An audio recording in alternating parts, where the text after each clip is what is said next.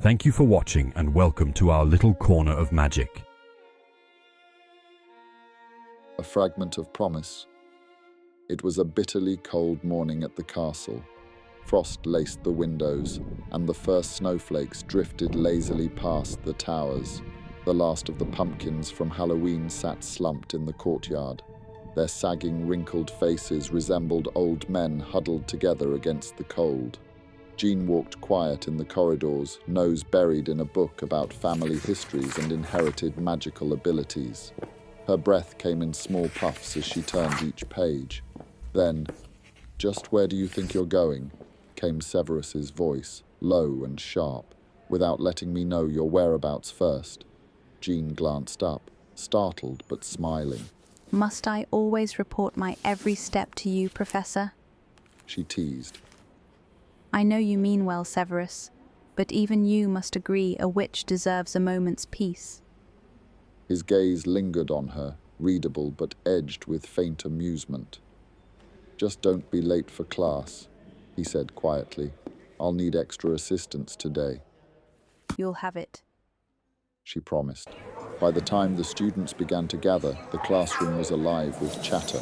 Paper birds darted through the air as a few mischievous wands joined the chaos. One spell missed its target, singeing a girl's hair.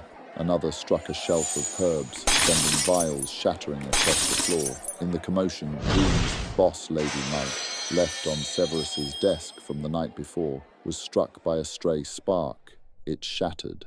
The room fell silent, just as Severus stormed through the door, robes billowing like a storm cloud.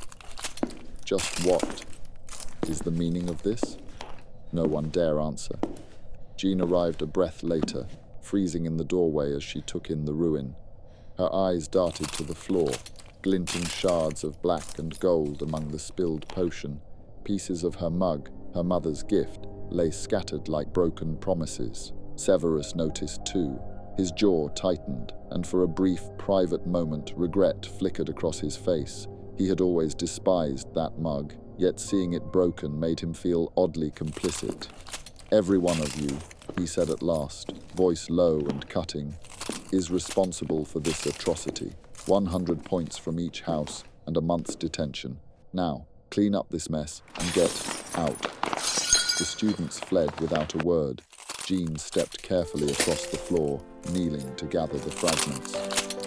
"Be careful, Jean," Severus said softly, the faintest concern beneath his sternness.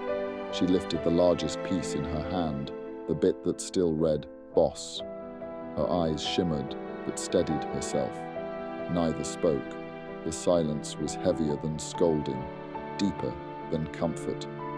As Severus turned to leave, a single glint of winter sunlight caught the broken pieces in her hand, cold, beautiful, fleeting. And somewhere in that quiet, something between them changed.